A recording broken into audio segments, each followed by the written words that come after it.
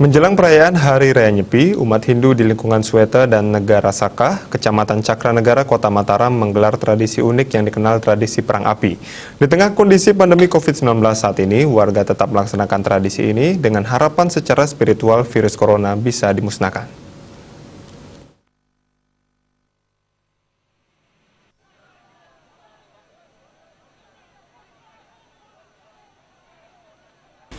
Tradisi perang api sudah berlangsung sejak ratusan tahun dan sampai saat ini dilaksanakan secara turun-temurun. Menurut warga setempat Komang Sudiarsa, tradisi ratusan tahun yang rutin dilaksanakan saat hari pengerupukan 13 Maret 2021, sehari sebelum Hari Raya Nyepi, di tengah pandemi durasinya dipersingkat. Ritual ini tetap dilaksanakan karena keyakinan warga jika tidak dilaksanakan justru akan mendatangkan penyakit.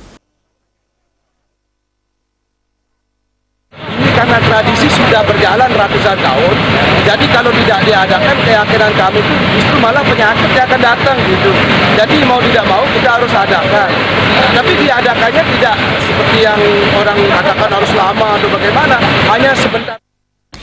Sementara Kabak Ops Polresta Mataram, Kompol Raffles Girsang mengatakan pelaksanaan tradisi ini sudah ditekankan agar menerapkan protokol kesehatan COVID-19. Aparat keamanan tetap melakukan penjagaan dan secara umum ritual perang api berjalan lancar dan tidak ada warga yang terluka.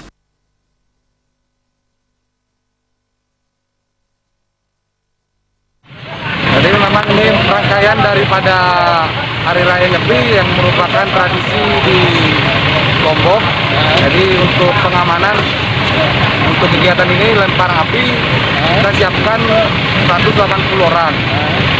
Dan kita lihat sendiri bahwa masyarakat semua tertib dan menerapkan prokes, dan sudah kita himbau juga sudah bubar dan pelaksananya tertib dan lancar.